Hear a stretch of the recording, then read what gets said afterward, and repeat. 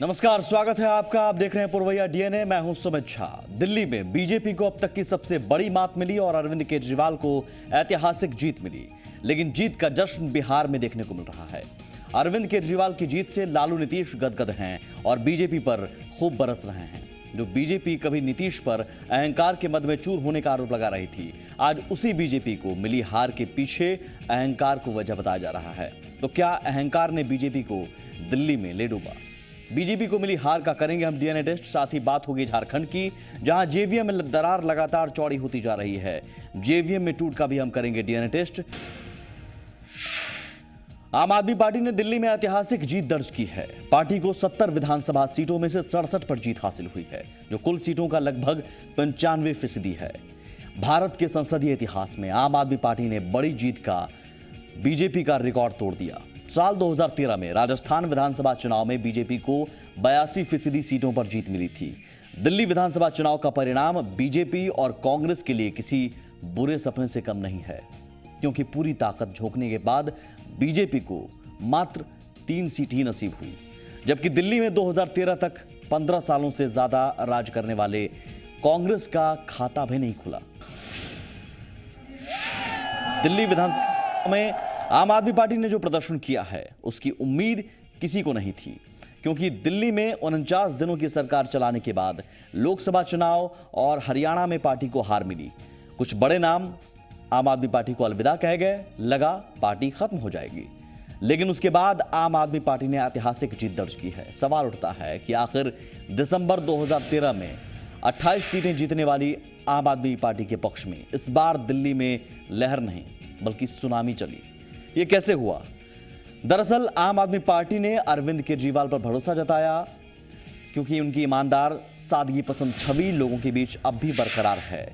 भगोड़ा होने के आरोप पर कई बार माफी मांग अरविंद केजरीवाल ने लोगों का विश्वास जीता। दिल्ली बीजेपी में विरोध मुखर होने से पार्टी घरेलू झगड़ों में ही उलझ कर रह गई, जिसका फायदा केजरीवाल को मिला। वहीं कांग्रेस कहीं भी दौड़ में नहीं दिखी। अजय माकन को देर से सीएम कैंडिडेट प्रोजेक्ट किया गया, तब तक केजरीवाल ने लीड ले ली। कांग्रेस का वोट बैंक भी आम आदमी पार्टी के खाते में शिफ्ट कर गया। केजरीवाल को बीजेपी के नेगेटिव कैंपेन से भी फायदा मिला, जिसे केजरीवाल ने मुद्दा बनाया और सहानुभूति से वोट शेयर बढ़ाने में सफल रहे। केजरीवाल ने दिल्ली की जनता का नब्ज टटोला और दिल्ली के लिए अहम बिजली और पानी के मुद्दे को जबरदस्त ढंग से उछाला। अब जानते हैं आखिर बीजेपी हार क्यों गई। बीजेपी ने सीएम पद के उम्मीदवार के रूप में नाम की घोषणा अचानक और देरी से की। पार्टी के लिए समर्पित नेता की जगह हेलीकॉप्टर कैंडिडेट किरण बेदी को सीएम कैंडिडेट घोषित करना महंगा पड़ गया। बेदी का केजरीवाल के साथ मुद्दों पर डिबेट से इनकार करने का बुरा असर पड़ा। संघ की पृष्ठभूमि वाले केंद्रीय नेताओं के बोल से माहौल बिगड़ा। इसके अलावा दिल्ली में बीजेपी ने अल्पसंख्यकों की तरफ ध्यान कम दिया, जिस कारण इस समुदाय का 90% से अधिक वोट आम आदमी पार्टी को मिला। इस ऐतिहासिक जीत के बाद दिल्ली में आम आदमी पार्टी की जिम्मेदारी बढ़ गई है। उसे जनता के भरोसे पर खरा उतरना होगा। अगर इसमें अरविंद केजरीवाल सफल होते हैं तो उनकी छवि राष्ट्रीय स्तर की नेता की हो सकती है। साथ ही आम आदमी पार्टी को देश में कांग्रेस का विकल्प बनने का मौका मिलेगा। दिल्ली में आम आदमी पार्टी की जीत से बिहार की सियासत भी गर्म हो गई है। बीजेपी नेता सीपी ठाकुर का कहना है कि जनता ने किरण बेदी को खारिज कर दिया। वहीं जेडीयू नेता दिल्ली के चुनाव परिणाम से बेहद खुश हैं। पार्टी के बिहार अध्यक्ष वशिष्ठ नारायण सिंह की माने तो जनता ने बीजेपी और मोदी दोनों को खारिज किया है, जबकि जेवीएम ने दिल्ली चुनाव के नतीजों को बीजेपी की हार बताया। साथ ही कहा कि अब बीजेपी की उल्टी नीति शुरू हो गई है।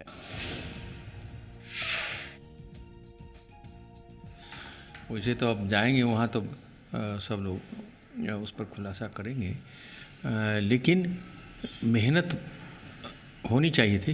उतना शुरू से मेहनत नहीं हुई जैसा कि मुझे लगता। उनको संजीवनी उससे कुछ बिहार में नहीं मिलने वाली। बिहार के लोग में बीजेपी पॉपुलर है और नरेंद्र मोदी पॉपुलर है, तो इसलिए बिहार में नहीं संजीवनी मिलने वाली। दिल्ली का चुनाव परिणाम मोदी के खिलाफ, भाजपा के खिलाफ है। मोदी जी के नाम पर चुनाव लड़ा गया था और भाजपा के लोगों ने क्लेम किया था कि दिल्ली में भी हम मोदी जी के नाम पर, और उससे हमारी नैया पार लगेगी। अब मोदी जी के नाम पर जितना तेज प्रचार किया उतना ही नैया डूब गई। यानी इतने दिनों का जो शासन काल मोदी जी का है उससे लोगों का मोह भंग हुआ। हम लोग खुश हैं और इसलिए बिहार में हम काम के आधार पर वोट मांगने के लिए जाते हैं। हम बिहार में नीतीश कुमार ने काम किया है, इसको आधार बना करके लोगों के बीच में नीतीश कुमार ने जो काम किया था उसके आधार पर दोबारा आए थे। तो हमारा भी आधार यही है, जो आधार वहाँ पर केजरीवाल का था, इसलिए हमको उस जनता के फैसला का आदर और सम्मान करते हैं। देखिए, दिल्ली सर है पूरे देश का। मस्तक पर जब कोई, लालाट पर जब कोई चीज आता है तो उसका प्रभाव पूरे शरीर पर पड़ता है, और देश का मस्तक है दिल्ली। दिल्ली का प्रभाव पूरे देश में पड़ेगा, सभी राजनीतिक दलों पर पड़ेगा, और हमें लगता है कि भाजपा का सबसे बुरा दिन अब आने वाला है। आम आदमी पार्टी ने दिल्ली विधानसभा नतीजों में क्लीन स्वीप के साथ सत्ता तक अपनी पहुंच बनाई तो बीजेपी का विजय रथ हिचकोले खाता नजर आया। जीत भले अरविंद केजरीवाल को मिली हो, लेकिन बाँछें सारी बीजेपी विरोधी पार्टियों की खिल गई हैं। दिल्ली में बीजेपी के विजय रथ को रोककर आम आदमी पार्टी ने बड़ा राजनीतिक संदेश भी दिया है। पीएम बनने के बाद नरेंद्र मोदी की ये पहली हार है। केजरीवाल बनाम मोदी की इस लड़ाई का असर अब दूर तक देखने को मिल सकता है। दिल्ली देश की राजधानी है, लिहाजा यहां के नतीजों का संकेत पूरे देश में जाता है। सियासी गलियारों में बड़ी बहस का मुद्दा अब यही है कि क्या दिल्ली चुनाव का असर पूरे देश पर होगा? क्या दिल्ली के नतीजों से बिहार की राजनीति भी प्रभावित होगी? आम आदमी पार्टी की जीत से देश में बदलते राजनीतिक समीकरणों की राह जरूर खुल गई है। आम आदमी पार्टी के प्रदर्शन से खस्ताहाल बीजेपी विरोधी दलों का मनोबल बढ़ेगा और वे बीजेपी को हराने के लिए एकजुट हो मोर्चाबंदी करने को तैयार होंगे। बिहार में महागठबंधन और महाविलय की तैयारियों में जुटे लालू और नीतीश के हौसले को नई उड़ान मिलेगी। वो अपने कार्यकर्ताओं में नया जोश भरने में कामयाब हो पाएंगे कि मोदी लहर की हवा निकाली जा सकती है। बीजेपी की हार से सिर्फ आम आदमी पार्टी ही नहीं, बीजेपी विरोधी पार्टियों में भी खुशी की लहर है। इसका कारण बीजेपी विरोधी तमाम ताकतों का चुनाव में अरविंद केजरीवाल के पीछे खड़ी होना है। नीतीश कुमार से लेकर सीपीआई, सीपीएम और तृणमूल कांग्रेस तक ने आम आदमी पार्टी को बिना मांगे समर्थन दिया था। ऐसे में लालू और नीतीश के बीजेपी को बिहार में धूल चटाने के दावे को अब हल्के में नहीं लिया जाएगा। हालांकि दिल्ली देश की राजधानी है और यहां वोटर काफी जागरूक हो गए हैं, इसलिए बिहार जैसे राज्य में बीजेपी विरोधियों को दिल्ली जैसा प्रभाव पैदा करने के लिए जात पात की राजनीति से इतर आम आदमी पार्टी जैसी चुनावी रणनीति बनाने की चुनौती होगी। नरेंद्र मोदी और अमित शाह की रणनीति को दिल्ली में विफलता बीजेपी के लिए बिहार में भी परेशानी का सबब बनी रहेगी। पार्टी पहले से मानती थी कि दिल्ली नतीजों की गूंज बिहार में सुनाई पड़ सकती है। दिल्ली में किरण बेदी को सीएम कैंडिडेट बनाकर बीजेपी ने जो मास्टर स्ट्रोक खेला था वही उसके लिए घातक साबित हुआ। बिहार में भी बीजेपी के पास कोई करिश्माई चेहरा नहीं है, लिहाजा दिल्ली नतीजों का नुकसान पार्टी को यहां भी उठाना पड़ सकता है। अब बीजेपी को बिहार में अपने खिलाफ उभरते सबसे ताकतवर गठबंधन के खिलाफ नए सिरे से रणनीति तैयार करनी होगी, नहीं तो दिल्ली से चली मोदी विरोधी लहर उन राज्यों को भी अपनी चपेट में ले लेगी जहां इस साल या अगले साल विधानसभा चुनाव होने हैं। एक छोटा सा ब्रेक लेंगे। यहां पर ब्रेक के उस पार बात मांझी और नीतीश के बीच चल रही कुर्सी की लड़ाई को लेकर। अब यह लड़ाई दिल्ली शिफ्ट हो गई है। नीतीश अपने समर्थकों के साथ दिल्ली पहुंच गए हैं। एक छोटा सा ब्रेक।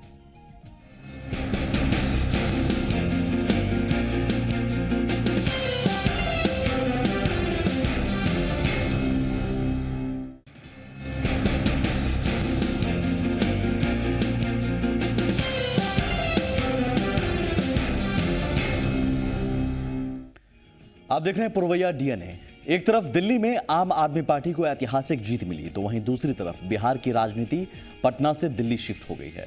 पूर्व सीएम नीतीश कुमार बुधवार को राष्ट्रपति प्रणब मुखर्जी के सामने समर्थन देने वाले विधायकों का परेड कराएंगे। आपको बता दें, नीतीश कुमार ने सोमवार को राज्यपाल केशरीनाथ त्रिपाठी से मिल बहुमत का दावा पेश किया था। साथ ही सरकार बनाने के लिए जल्द से जल्द न्योता देने की मांग की थी, लेकिन मंगलवार दोपहर 12 बजे तक न्योता नहीं मिलने पर पार्टी ने राष्ट्रपति के सामने विधायकों की परेड का फैसला लिया।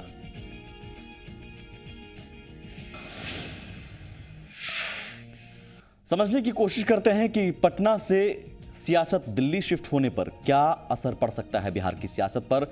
हमारे साथ मौजूद हैं जी मीडिया संवाददाता साकेत। पटना में जो कोशिश चरम पर नहीं पहुंच पाई नीतीश की, क्या वो कोशिश दिल्ली में रंग लाई जा सकती है?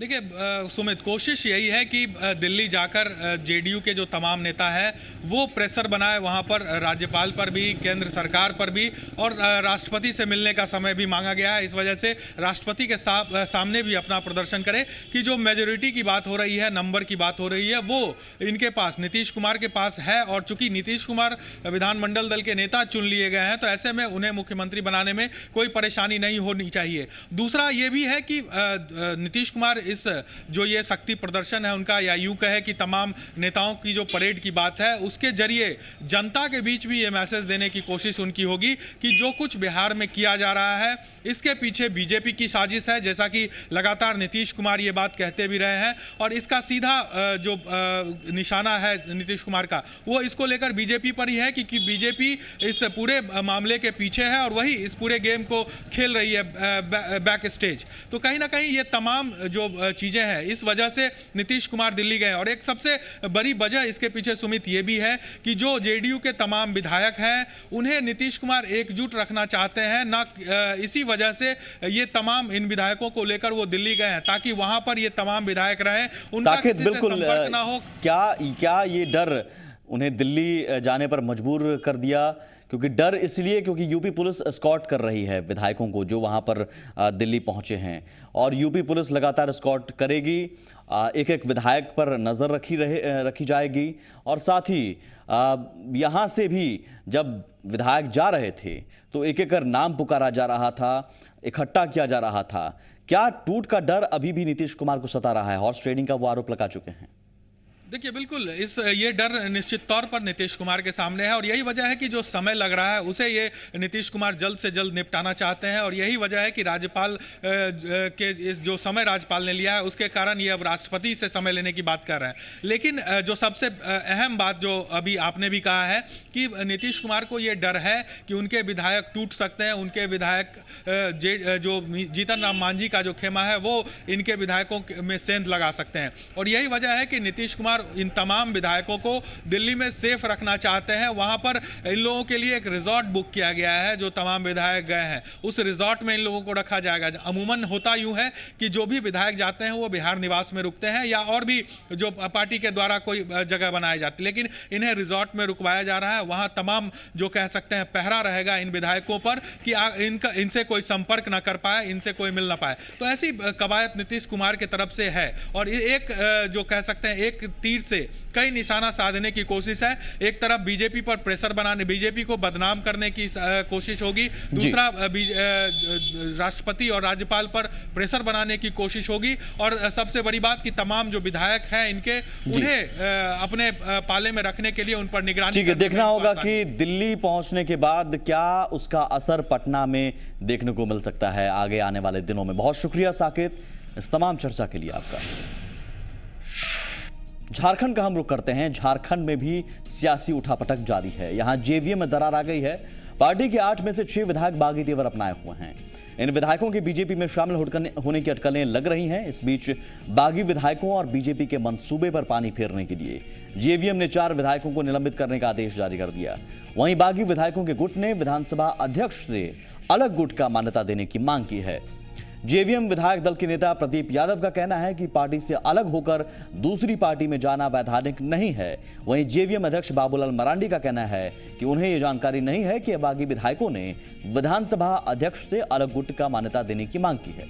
इस पूरे मसले पर झारखंड विधानसभा अध्यक्ष का कहना है कि वे इस मामले पर विधि सम्मत कार्रवाई करेंगे। कि 6 रहे चाहे 7 रहे चाहे 8 विधायक क्यों न रहे, फुल स्ट्रेंथ के विधायक भी पार्टी को छोड़ के दूसरे दल में नहीं जा सकते जब तक पार्टी नहीं जाएगी। इसलिए आज पार्टी नहीं जा रही है। केवल विधायकों के जाने से पार्टी मर्जर नहीं हो सकता और ऐसे स्थिति में डिफॉक्शन लॉ लागू होगा, उनकी सदस्यता जाएगी। जब तक उसकी पूरी चीज़ों की जानकारी नहीं मिल जाती है तो उससे पहले तो उस पर अभी कुछ भी कमेंट नहीं करेंगे। 2 पत्र आए हैं, दोनों पत्र का हम समीक्षा कर रहे हैं और सभा सचिवालय उसमें निश्चित रूप से जो विधि सम्मत निर्णय होगा वो हम करेंगे। जाहिर है अब इस मामले में विधानसभा अध्यक्ष क्या फैसला लेते हैं वो देखना अहम होगा। हालांकि इस बीच जेवीएम ने घोषणा की है कि वो 11 फरवरी को पूरे राज्य में काला दिवस मनाएगा। आगे बढ़ते हैं। अब जब विधानसभा चुनाव के बाद जेवीएम पर टूट का खतरा मंडरा रहा है तो ये जानना बेहद जरूरी है कि उसकी रणनीति क्या है। पहली रणनीति के तहत जेवीएम ने बागी 6 में से 4 विधायकों को निलंबित कर अलग अलग खेमा बना दिया। 4 विधायकों को निलंबित करने के बाद जेवीएम में 4 विधायक बचे। अगर बचे 4 विधायक दूसरे दल में जाते हैं तो उसके लिए कम से कम 3 विधायकों को साथ होना होगा, जो फिलहाल मुश्किल लग रहा है क्योंकि प्रदीप यादव और प्रकाश राम को तोड़ना मुश्किल होगा और इसके लिए जेवीएम के बागियों को अतिरिक्त प्रयास करना होगा। पार्टी से निलंबित विधायकों को अलग गुट की मान्यता या फिर पार्टी के अनुरोध पर बर्खास्त करने का अधिकार स्पीकर को है। हालांकि स्पीकर को भी इस पर फैसला लेना आसान नहीं होगा। उन्हें दल बदल अधिनियम और संविधान की बारीकियों पर ध्यान देना होगा और कोई भी फैसला विधि सम्मत करना होगा। जेवीएम का कहना है कि दल बदल निरोधक अधिनियम के तहत 1/3 सदस्यों का पार्टी छोड़ना वैध नहीं है। जेवीएम के दावे में कितना दम है इसको समझते हैं हम। 1985 में पारित दल बदल निरोधक अधिनियम में प्रावधान है कि संसद या विधानमंडलों के निर्वाचित सदस्य की सदस्यता समाप्त हो जाएगी अगर वो अपने दल की सदस्यता से स्वेच्छा से त्यागपत्र दे दें या अपने दल के सचेतक के निर्देश के विरुद्ध सदन में मतदान करें या मतदान से अनुपस्थित रहें, बशर्ते कि उसे ऐसे कृत्य के लिए दल की ओर से 15 दिनों के अंदर क्षमा न किया गया हो। इसके अलावा विधेयक में प्रावधान है कि कम से कम 1/3 सदस्य अगर एक साथ किसी दल के साथ विलय कर लें या पार्टी से अलग गुट बना लें, यानी जेवीएम में जो परिस्थितियां दिख रही हैं उसके मुताबिक ज्यादातर संभावना है कि पार्टी के बागियों को अलग गुट की मान्यता मिल जाए या उनका बीजेपी में विलय हो जाए, क्योंकि दल बदल निरोधक अधिनियम में स्पष्ट उल्लेख है कि इससे संबंधित किसी भी वाद का निपटारा सदन के अध्यक्ष या सभापति कर सकते हैं। साफ है, अध्यक्ष बीजेपी से हैं तो फैसला पार्टी के पक्ष में ही करेंगे। इससे संबंधित गौर करने वाली एक बात और है, पिछले कुछ सालों में ऐसा देखने को मिला है कि कई सांसद और विधायकों ने इस अधिनियम के प्रावधानों का उल्लंघन कर दल बदल लिया, लेकिन आज तक किसी की सदस्यता समाप्त नहीं हुई। यहां सवाल यह भी है कि आखिर जेवीएम में दोबारा टूट की वजह क्या है। झारखंड गठन के बाद से अब तक लेफ्ट पार्टियों को छोड़कर शायद ही कोई पार्टी हो जिसे सत्ता का स्वाद ना मिला हो। 2006 में पार्टी गठन के बाद बाबूलाल मरांडी की जेवीएम पार्टी ही ऐसी थी जिसे सत्ता सुख नहीं मिला। लिहाजा विधानसभा चुनाव के पहले भी जेवीएम के 8 विधायकों ने बाबूलाल मरांडी का साथ छोड़ दिया था। इसके बावजूद बाबूलाल मरांडी के 8 विधायक जीतकर सदन पहुंचे। उसके बाद बीजेपी ने सदन में संख्या बल बढ़ाने के लिए जेवीएम पर डोरे डाले। शायद यही वजह थी कि रघुवर कैबिनेट के विस्तार को टाला जाता रहा। बीजेपी की ओर से विलय की कोशिश भी हुई लेकिन बात नहीं बनी। बाबूलाल मरांडी ने जब सरकार को घेरने के लिए जेएमएम से हाथ मिलाया तो जेवीएम के ज्यादातर विधायक बिदक गए और जेवीएम से अलग होने का फैसला कर लिया। अब देखना दिलचस्प होगा कि जेवीएम के अंदर उठा बवंडर कहां जाकर खत्म होता है। पुरवैया डीएनए जारी है। एक छोटा सा ब्रेक, जल्द हाजिर होते हैं।